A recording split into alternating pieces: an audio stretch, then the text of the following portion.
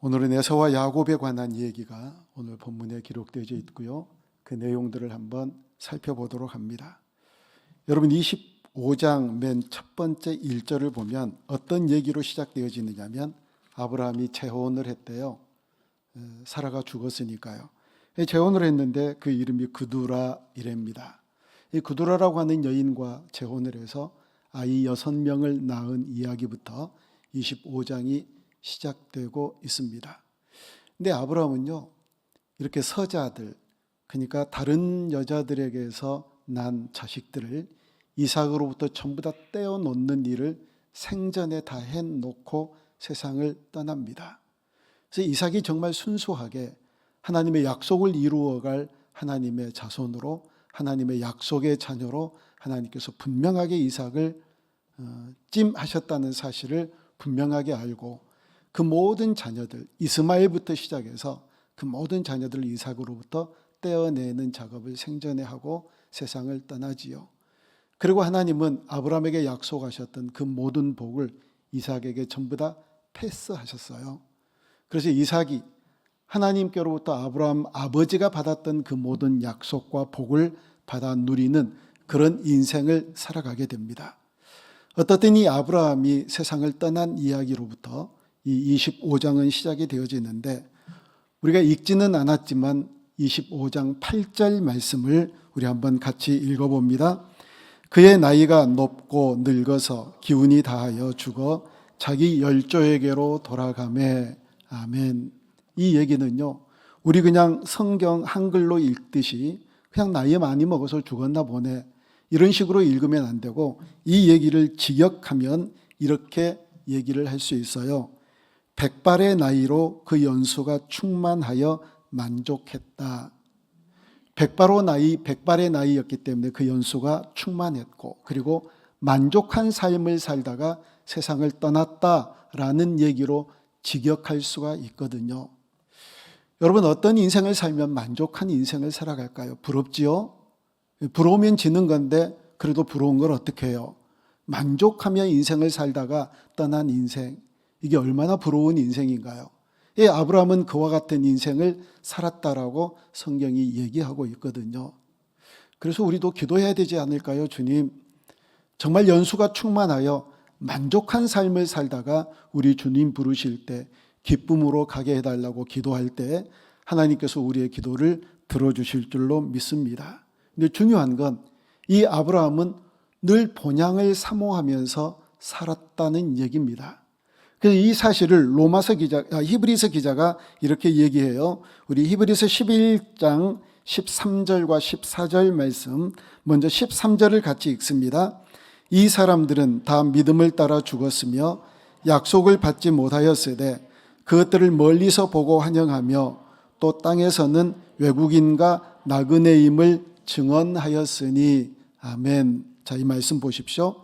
믿음을 따라 죽었답니다. 약속을 받지 못하였으되 그것들을 멀리서 보고. 그러니까 하나님께서 아브라함에게 약속하신 것들이 아브라함 때에 이루어지지 않았지만 멀리서 이루어질 것을 분명하게 믿었대요. 그리고 또 땅에서는 외국인과 나그네임을 증언하였다. 이 얘기 끝에 이 외국인과 나그네임을 증언하였다, 이게 무슨 얘기인지 잘 이해가 안 되는데 바로 14절에서 이것이 무슨 뜻인가를 우리에게 얘기를 해줘요. 우리 같이 읽습니다. 그들이 이같이 말하는 것은 자기들이 본향 찾는 자임을 나타냄이라. 아멘. 하나님은요, 가나안 땅을 그들에게 본향으로 허락해 주셨어요. 그런데 그 본향 가나안 땅에서 살면서도 이들은 늘 생각하기를 여기가 영원한 우리의 집이 아니야. 이 가나안 땅이 우리의 영원한 집이 아니라 이 가나안 땅을 넘어서 하나님께서 우리에게 약속하신 하나님 나라, 천국, 그 본향이 있는 것을 바라보는 그런 삶으로 사람들에게 나타내 보였다라는 얘기입니다. 그러면 본향에 대해서 뭔가를 모르는 사람, 이걸 믿지 못하는 믿음이 없는 사람들은 이와 같은 삶을 살아가는 사람들을 바라보면서 저 사람들이 뭘 믿고 뭘 바라보고 살지? 그렇구나. 여기가 나그네의 삶이구나. 가나안 땅에서 영원히 살 곳이 아니고 여기는 나그네와 같은 그런 인생을 살아가는구나. 그리고 저 사람들이 가야 될 영원한 하나님 나라가 있구나라고 하는 것을 증언하면서 살았다는 거예요. 물론 말로도 증언했겠지만 그들의 삶으로 증언했다는 겁니다. 여러분 그런 얘기 많이 지금 이 강단에서 또 예배당에서 들으시잖아요. 믿지 않는 사람들이 우리를 바라보면서 그것을 증언할 수 있는 삶을 살아야 되거든요. 저 사람 지지리도 못났으면서 가진 것도 없으면서 뭐가 저렇게 좋대? 알고 봤더니 천국에 간대. 천국을 소망하면서 저렇게 즐거워한대. 이 세상에서 아무리 찌질이 살아도 이 세상에서 정말 보잘것없는 인생을 살아가지만 저렇게 행복한 이유가 곧 죽고 나면 천국에 갈 것 때문에 그렇게 살아가는 거래. 우리의 삶을 통하여서 우리가 이 땅에서 삶이 나그네이고 우리가 영원히 바라보아야 될 천국이 있다는 것을 증언하면서 살아가야 되는 삶을 우리가 살아가야 될 줄로 믿습니다. 아브라함이 그렇게 살아갔다면 우리도 그렇게 살아가야지요. 여러분 그렇게 살아갈 자신 있으시죠? 아니 정말 그렇게 살아가야 돼요. 많은 사람들이 우리를 바라보면서 천국 때문에 저렇게 기쁘구나. 이 세상의 어떤 소망 때문이 아니라 이 세상에서 어떤 것들을 기대하고 성취해야 될 목표 때문이 아니라 저들이 마지막 가야 될 본향 바라보면서 천국 가야 되는 것 때문에 저렇게 행복하고 저렇게 기쁘고 저렇게 설레는 인생을 살아가는구나. 아니 그렇게 사람들에게 보여줄 때 바로 딱 이 히브리서 11장 13절과 14절 말씀이 정확하게 우리에게서 증거되어지고 나타나게 될 줄로 믿습니다. 제가 동남아 가서요, 이제 현지인 목회자들에게 설교를 하고 말씀을 가르칠 때 이제 여러 시간, 이제 하루에도 여러 시간, 뭐 며칠 이렇게 가르치고 그래요. 그럴 때마다 이들의 이렇게 말씀을 듣는 표정을 보면 두 가지로 읽혀져요. 어떻게 읽혀지느냐면 생전 이런 말씀을 처음 들어보는 거예요. 뭐 이제 복음이 편만하지 않으니까, 그리고 불교 국가하고 다른 우상들이 많이 있는 곳에서 복음을 들을 기회가 잘 없기 때문에 이런 복음의 말씀을 전하면 처음 듣는 거기 때문에 아주 신기하게 처음 듣는 얘기 때문에 호기심 가득하게 듣고 있다는 그런 분위기, 그런 표정 하나를 읽고요. 또 하나는 말씀을 전하는데 저게 무슨 얘기야? 저게 가능해? 도무지 믿어지지 않는 그런 표정, 이 두 가지가 이 사람들의 표정 속에서 나타나요. 그러니까 말씀을 전해도 말씀을 받는데 이 사람들에게 기쁨이 없는 거예요. 여러분 그게 보이거든요. 제가 언젠가 서울에서 어떤 분이 바쁜 일이 있다고 헌신 예배를 해달라고 그래서 설교를 하러 갔는데 저는 그때 그 교회 분위기가 지금도 잊혀지지가 않아요. 완전히 죽어 있는 분위기. 죽어 있어요, 교회가.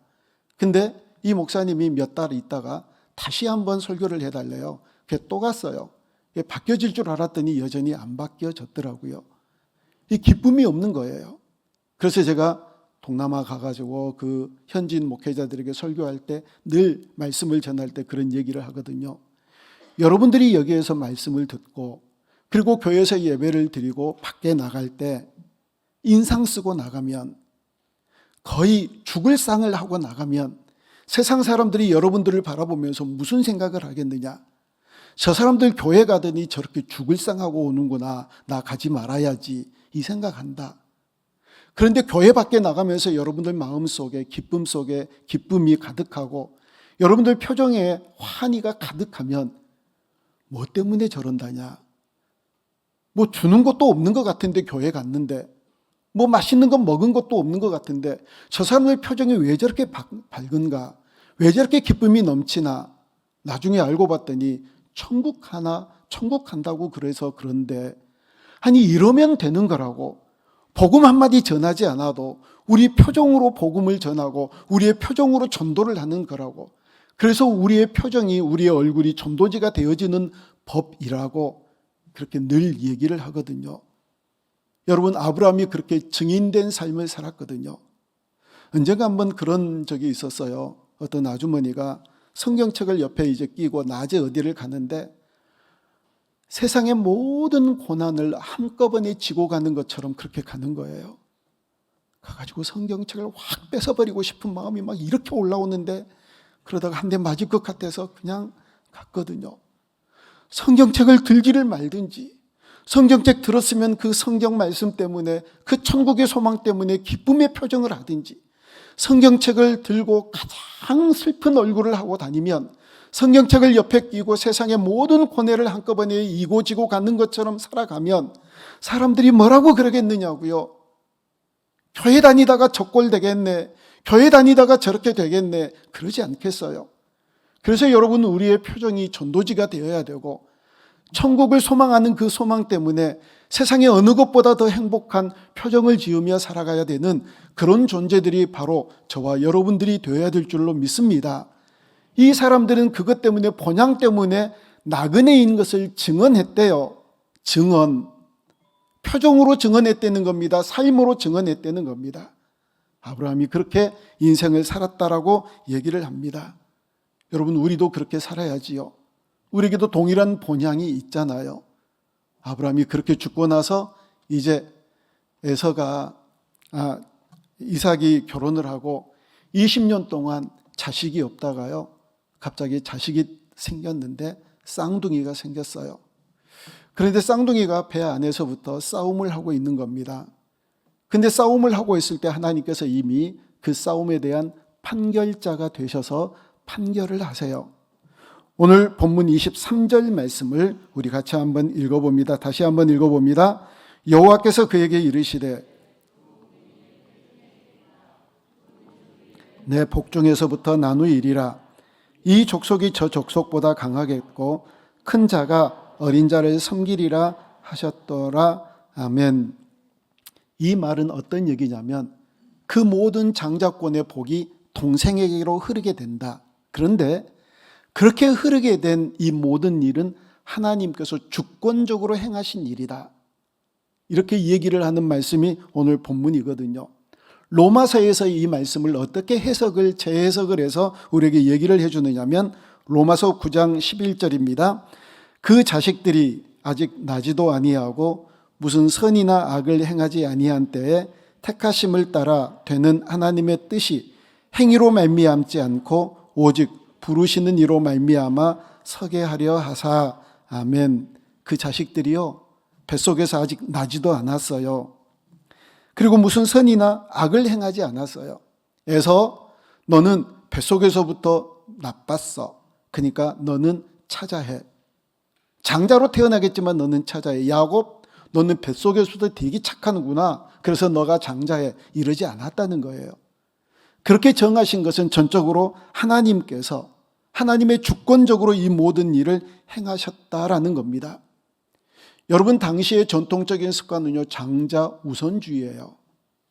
그런데 사실 이 장자가 우선권을 갖고 장자가 가장 중요한 역할을 하는 이 전통적인 관습은 어떤 의미에서 가인과 아벨 때 이미 깨져요.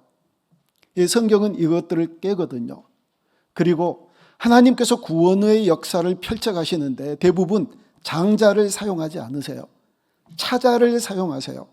가인과 아벨도 아벨을 사용하셨잖아요. 야곱과 에서도 마찬가지예요.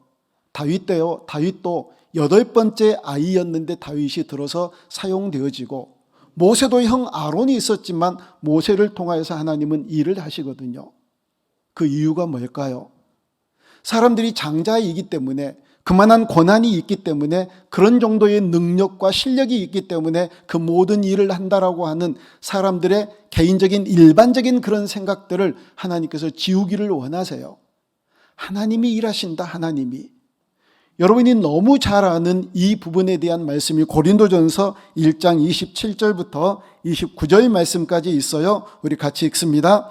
그러나 하나님께서 세상의 미련한 것들을 택하사 지혜 있는 자들을 부끄럽게 하려 하시고 세상의 약한 것들을 택하사 강한 것들을 부끄럽게 하려 하시며 세상의 천한 것들과 멸시받는 것들과 없는 것들을 택하사 있는 것들을 폐하려 하시나니. 왜 그러시나?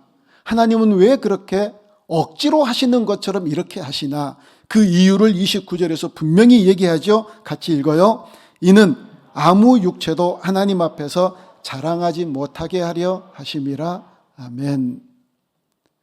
여러분, 성경을 이렇게 자세히 읽어보면요, 하나님께 위대하게 사용되어진 선지자들, 하나님의 사람들이요, 별 볼 일이 없는 사람들이에요. 그리고 성경은 그 사람들에 대해서 여러 많은 얘기도로 소개를 하지를 않아요. 그가 어떤 출생인지, 어디 출신인지, 학력은 얼마만큼인지, 경력이 어떠한지, 그의 배경은 어떠한지, 이런 것들에 대해서 아주 이상할 정도로 침묵하세요. 인색하세요. 전혀 얘기를 하지 않는 이유는 딱 한 가지예요.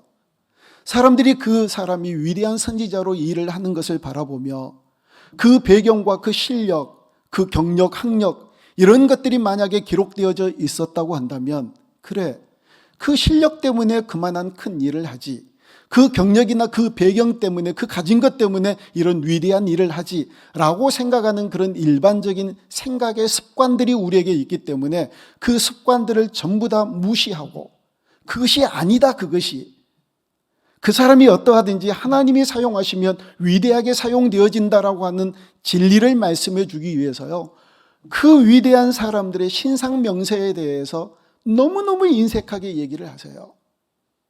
그 사람을 사용하시는 하나님을 보게 하기 위해서요. 우리가 잘 아는 아시시의 성자 프란시스코가요, 이렇게 얘기를 했어요. 연약하고 겁 많고 소심하고 부끄러워하는 나를 보시고, 맞아, 저 사람을 통해 나의 강함과 지혜로움과 놀라움을 나타내야지. 하나님께서 성 프란시스코를 바라보면서 겁도 많고 소심하고 부끄러움도 많이 타는 그 프란시스코를 바라보면서, 맞다, 내가 저렇게 겁없고 소심하고 부끄러움을 많이 타는 저 사람을 사용해서 나의 지혜로움, 하나님의 지혜로움, 하나님의 능력, 하나님의 놀라우신 일들을 사람들에게 나타내야지. 그렇게 해서 자기를 불러서 쓰셨대요. 여러분, 우리도 그렇게 사용하신 줄로 믿습니다. 나의 어떠함 때문이 아니라 하나님께서 나의 부족함을 바라보시며 나의 어리석고 연약함을 바라보시면서 들어서 사용하시면서 우리들을 통하여, 나와 여러분들을 통하여서 하나님의 놀랍고 위대하심을 나타내실 줄로 믿습니다. 이게 바로 하나님의 방법이거든요. 그래서 복중에 있을 때 하나님께서 에서를 뒤로 하고 야곱을 들어 사용하셨던 것처럼, 또 말씀드려요, 나의 초라함이 하나님께도 초라하지라고 생각하지 마세요. 나의 부족함이나 나의 어설프거나 나의 별 볼 일 없는 것들이 하나님에게도 똑같이 그렇게 되어질 거라고 절대 생각하지 마십시오. 내가 어떠하든지 상관없이 하나님이 들어 사용하시면 하나님의 뜻대로 하나님의 놀라운 일들을 반드시 이루어 가실 줄로 믿습니다. 그래서 중요한 건, 주님, 나를 사용하소서, 우리를 사용하소서, 그렇게 하나님 앞에 나아가는, 그래서 하나님 앞에 위대하게, 아름답게, 복되게 사용되어지는 귀한 도구들 되어줄 수 있기를 주님의 이름으로 축복합니다. 에서와 야곱이 자랐습니다. 그런데 이 사람들의 기질에 대해서 오늘 본문 27절에서 우리에게 소개를 해줍니다. 우리 27절을 다시 한번 같이 읽습니다. 그 아이들이 장성함에 에서는 익숙한 사냥꾼이었으므로 들 사람이 되고 야곱은 조용한 사람이었으므로 장막에 거주하니. 아멘. 이 두 사람의 기질이 어떠한가를 설명한 다음에 에서가 장자권을 팥죽 한 그릇에 팔아버린 이 이야기를 우리에게 소개해 줍니다. 그런데요, 이 이야기는 굉장히 사소한, 이게 뭐가 중요해요, 팥죽 한 그릇 파는 게. 장자임에도 불구하고 너무 배가 고파서 장자권 별것 없으리라고 생각하고 팥죽 한 그릇으로 팔아버린 게 이게 뭐가 중요한 얘기입니까? 그러나 이 얘기가 역사에 굉장히 중요한 패착이 되어졌거든요. 지금까지도 이것 때문에 중동과 그리고 기독교인들이 싸우잖아요. 지금까지도 그 간극을 메꾸지 못한 채 계속해서 화약고로 인생을 살아가잖아요. 여러분, 이스라엘을 딱 들어가면은요, 무엇이 그대로 느껴지느냐면 목이 곧은 백성이구나, 이게 그대로 느껴져요. 공항에서부터 이분들이 얼마나 불친절한지 아세요? 짐도 막 함부로 던지고 불친절하고 우리를 노려보고 째려보고, 아니 이스라엘의 관광객들이, 성지 순례자들이 얼마나 많이 가나요? 이게 굉장히 큰 그 경제적인 도움이거든요. 이상하게 관광객들이 많이 있는 그런 도시는요, 관광객을 건들지를 않아요. 한번 네팔에 갔는데 네팔에 데모가 일어났어요. 데모가 일어나면 모든 차들이 올스톱이에요. 오토바이도 올스톱이에요. 만약에 차가 가면 화염병 던져가지고 차를 불질러 버려요. 그런데 저희들은 다녔어요. 큰 차 위에 이렇게 캐리어 많은 짐들을 이렇게 싣고 가잖아요. 그러면 이 사람들이 관광객인 걸 알아요. 그래가지고 한번 빠르게 이동을 해야 되는데 차가 없어가지고 완전히 논스톱으로 얼마나 잘 갔는지 몰라요. 그것도 은혜더라고요. 근데 정말 몽둥이를 들고 불을 들고 옆에 서 있는데요, 거기를 지나갔는데 썸짓하더라고요. 혹시 건드려버리면 큰일 나잖아요. 그렇게 무서운 나라, 그렇게 무서운 사람들이 데모를 할 때 관광객들은 건들지를 않아요. 이스라엘은요, 팔레스틴, 이스라엘 중간중간에 그러한 지형들이 많이 있어요. 그래서 여기 팔레스틴 지역에서 이스라엘로 건너가고 이스라엘에서 팔레스틴 지역으로 건너갈 때 언제든지 검문소를 통과해야 돼요. 그래서 운전자는 언제나 이스라엘 백성과 팔레스틴 두 이렇게 이중 국적을 가진 사람만 운전을 하고 가야 돼요. 안 그러면 통과를 못 하니까. 그런데 관광객들은 그걸 안 보고 그냥 그런 운전자들과 가이드들이 가이드하면 그냥 통과를 시켜줘요. 관광객들은 그냥 이렇게 들여보내주는 그런 일이 거기에가 있거든요.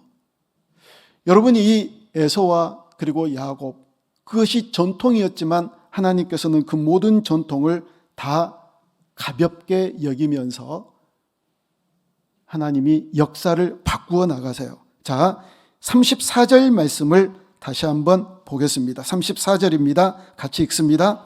야곱이 떡과 팥죽을 에서에게 주매 에서가 먹으며 마시고 일어나 갔으니 에서가 장자의 명분을 가볍게 여김이었더라. 아멘. 다른 데서는 망령되이 여기고 경홀히 여겼다라고 그렇게 얘기하거든요. 그런데 망령되이 여기고 경홀히 여겼다라고 하는 얘기는 어떤 말을 의미하느냐면 문지방에서 이런 단어가 나왔대요. 문지방. 여러분, 문지방은요, 사람들이 다 함부로 딛고 가잖아요. 그러니까 별것 없는 거예요. 별 볼 일이 없는 거예요.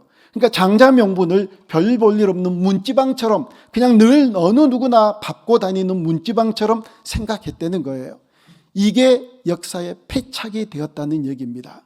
그래서 지금도 으르렁거리고 지금도 팔레스틴과 이스라엘이, 이스라엘과 중동이 그렇게 으르렁거리면서 세계의 긴장거리로 남아있는 중요한 역사의 분기점이 되었다는 얘기예요. 그러면 왜 그걸 문지방처럼 하찮게 여겼을까요? 본능 때문에요. 눈에 보이고 내 마음에 느껴지는 이 본능 때문에. 우선 장자는 안 보이잖아요. 장자권. 이 장자권은 이제 아버지가 돌아가시고 진짜 그 아버지에게 있는 모든 상속권이 장자에게로 돌아올 때, 야, 이게 크구나, 이게 믿어지는데 아직 이 아버지가 살아있는 경우에 장자권이 효력을 발생하지를 못하거든요. 그러니까 멀게 보이는 거예요. 그게 지금 눈에 보이는 것, 지금 내 몸속에 느껴지는 이 배고픔 때문에, 이 본능 때문에 그걸 가볍게 여겼다라는 얘기입니다. 그런데 이 에서가 이걸 가볍게 여기는 건요, 아버지에게서 그대로 내려오는 거예요. 이삭이 그랬거든요. 자, 28절 말씀, 오늘 본문 28절을 우리 같이 읽습니다. 이삭은 에서가 사냥한 고기를 좋아하므로 그를 사랑하고 리브가는 야곱을 사랑하였더라. 아멘. 이삭이 에서를 사랑한 이유가 뭐예요? 늘 맛있는 고기를 가져다 주니까. 이게 본능이에요. 사람들이 본능에 이끌려서 영적인 귀한 안목을 잃어버리면 이런 기가 막힌 일들이 일어난다는 겁니다. 자, 이 이야기에 대해서 그 다음 창세기 27장 1절에서 뭐라고 얘기를 하는지 우리 같이 읽어봅니다. 이삭이 나이가 많아 눈이 어두워 잘 보지 못하더니 맏아들 에서를 불러 이르되 내 아들아 하매 그가 이르되 내가 여기 있나이다 하니 아멘. 눈이 어두웠다 이 얘기는 육신의 기력도 영적인 것들도 다 희미해져 간다는 얘기입니다. 그리고 나서 27장 4절에서 이렇게 얘기를 해요. 같이 읽습니다.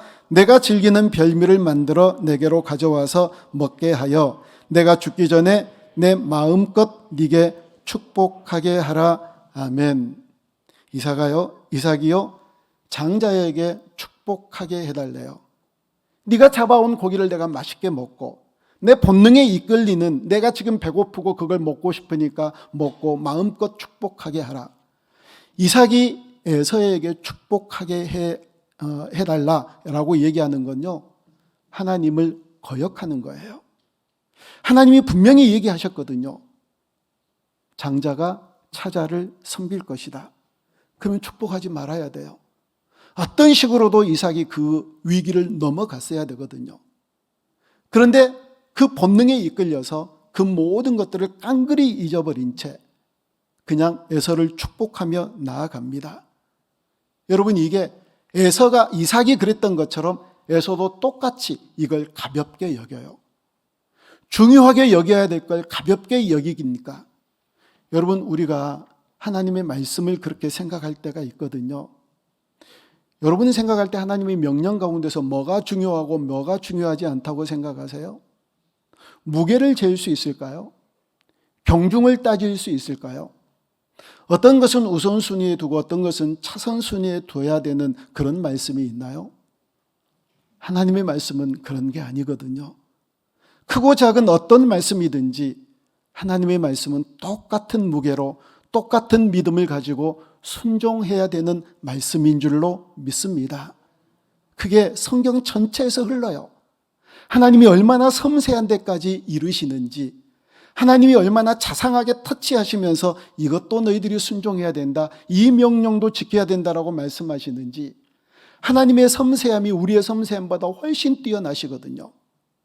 우리는 그냥 지나칠 수 있는 것들도 하나님은 지나치지 아니하시고 반드시 그걸 거론하시면서 이것도 지키고 저 약속도 지켜야 된다.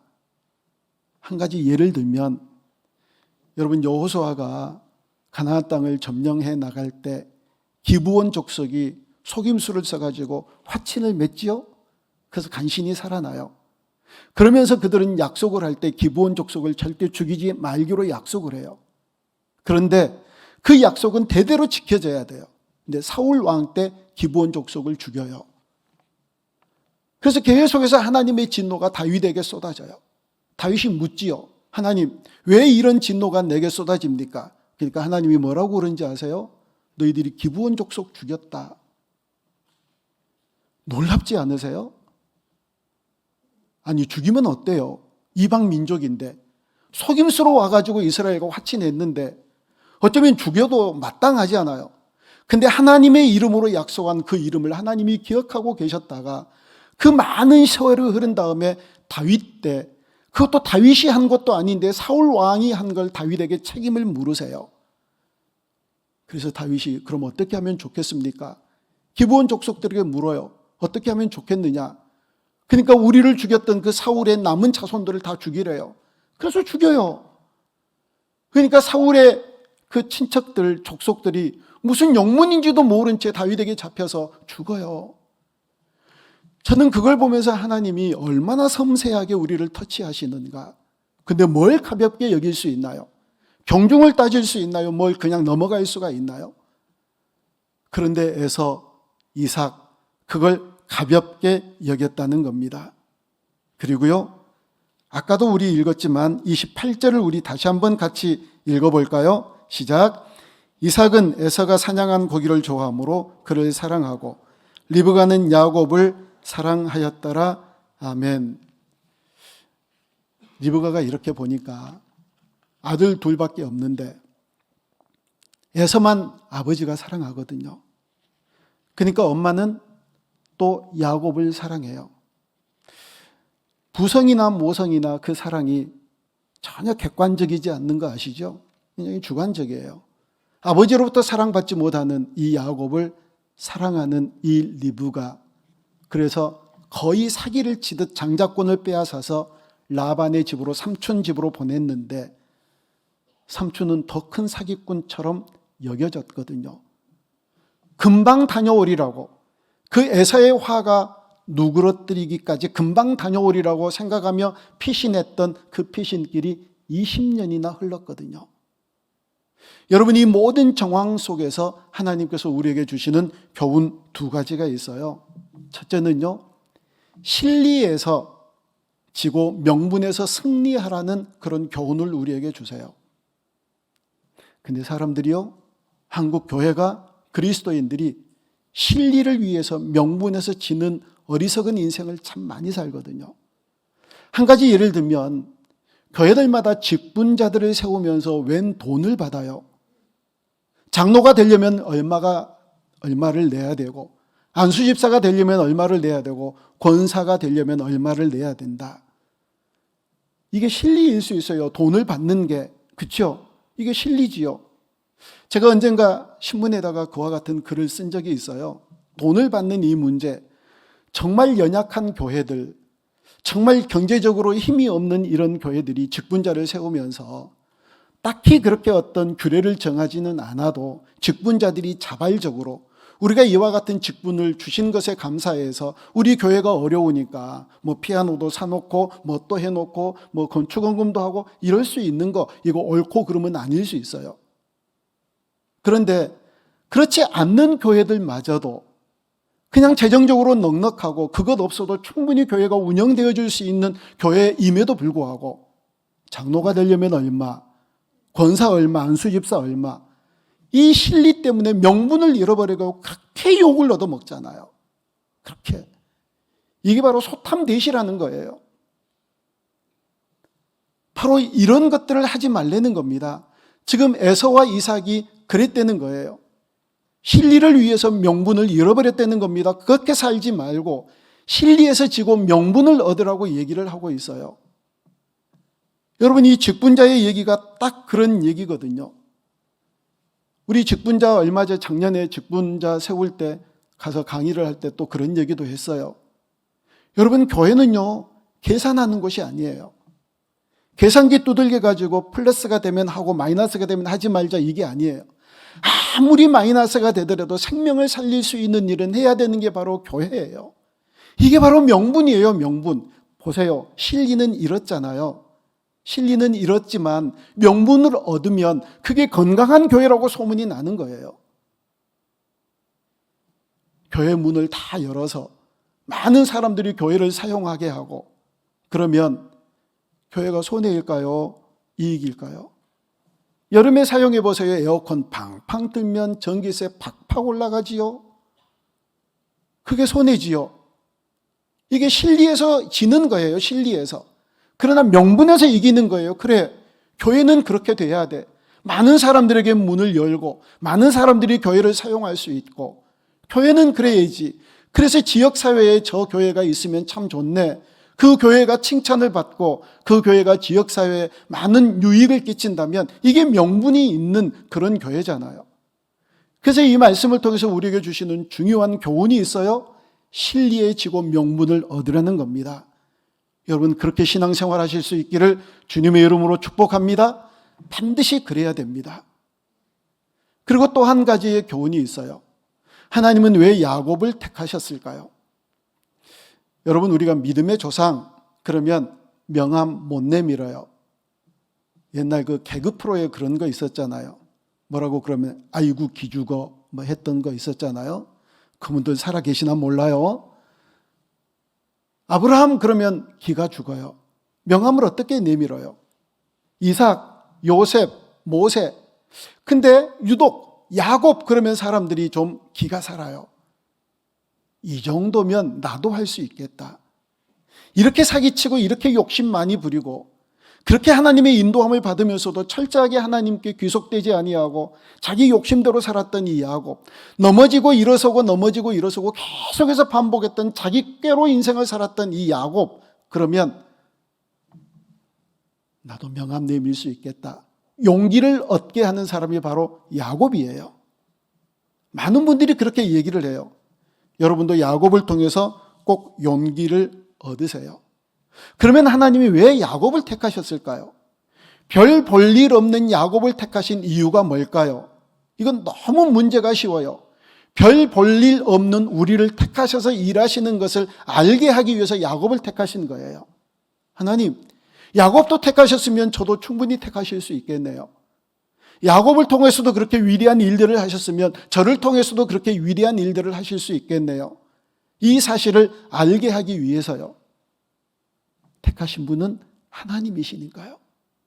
우리 마지막으로 성경 한 구절 찾아봅니다. 요한복음 15장 16절입니다. 시작. 너희가 나를 택한 것이 아니요 내가 너희를 택하여 세웠나니 이는 너희로 가서 열매를 맺게 하고 또 너희 열매가 항상 있게 하여 내 이름으로 아버지께 무엇을 구하든지 다 받게 하려 함이라. 아멘. 우리가 하나님 택한 것 아니래요. 하나님이 우리를 택하셨대요. 택하신 중요한 이유가 뭐라고요? 항상 열매를 맺게 하기 위해서요. 본향을 사모하는 그런 사람으로 살게 하기 위해서요. 우리가 그리스도의 편지가 되게 하기 위해서요. 그래서 야곱을 택하신 이 놀라운 일들을 바라보며 우리에게도 용기를 주시는 거예요. 내가 너희들도 택했어. 야곱과 같은 너희들. 야곱과 같은 너희들. 언젠가 제가 지렁이에 대해서 얘기를 했잖아요. 이스라엘 백성들을 지렁이처럼 취급을 한 말씀이 있다. 지렁이 같은 너 야곱아, 지렁이 같은 이스라엘아 라고 얘기하지 않고 지렁이 같은 너 야곱아. 근데 그 야곱은 또 이스라엘 전체를 가리키거든요. 근데 하필 여러 많은 이름들 가운데서 지렁이 같은 너 야곱아, 야곱이 그런 존재였으니까 우리도 동일하게 그렇게 택하셨고 우리를 통하여서 그렇게 일하실 하나님을 찬양합니다. 날마다 더 빛나는 하나님의 도구로, 더 아름답고 유용되게 사용되어지는 그런 도구로 사용되어지기를 위하여서 날마다 주님 앞에 내어드리는 복된 삶을 살아가는 우리 모두가 되어줄 수 있기를 주님의 이름으로 축복합니다.